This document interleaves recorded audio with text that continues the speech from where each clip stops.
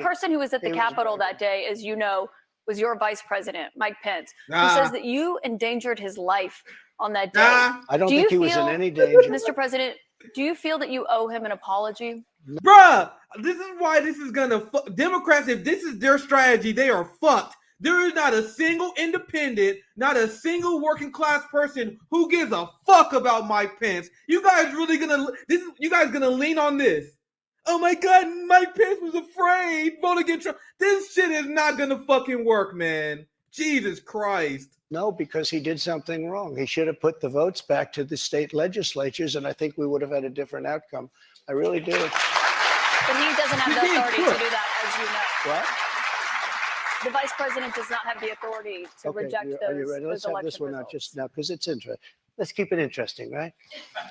I like Mike Pence very much. He's a very fine man. He's a very nice man. He made a mistake. His lawyer said, you cannot move. I called him the human conveyor belt. I said, even if the votes, I talked to his lawyer, even if the votes are absolutely fraudulent, he can't say, yes, sir, he can't send back. And the Democrats played it and the rhinos played it. And then the election was over. They told him he couldn't do it. And Mike said to me, I can't do it. The lawyers told me I can't do it. They can't do it.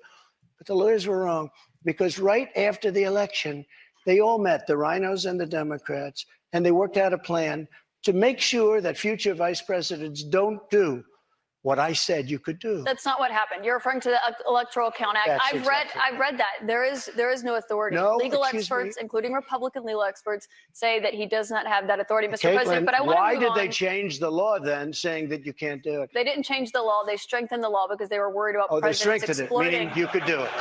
That's not what it means. Thank you. They strengthened the law Mike because had they were the right worried. to do it. They convinced him he didn't, and it was a horrible thing for our country.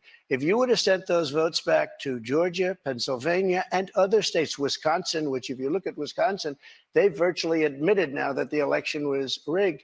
If you would have sent those votes back to many of those states, they would not come back in the affirmative. And remember what I said, and you just said it pretty much, you admitted what I said was right. They said he didn't have the right to do it. And he did have the right to do it. And that's why they changed the law, taking that right away.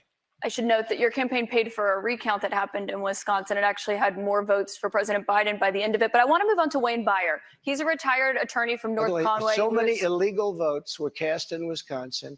And if you look in Milwaukee, Wisconsin, they had so many illegal votes, they didn't even know what to do with them.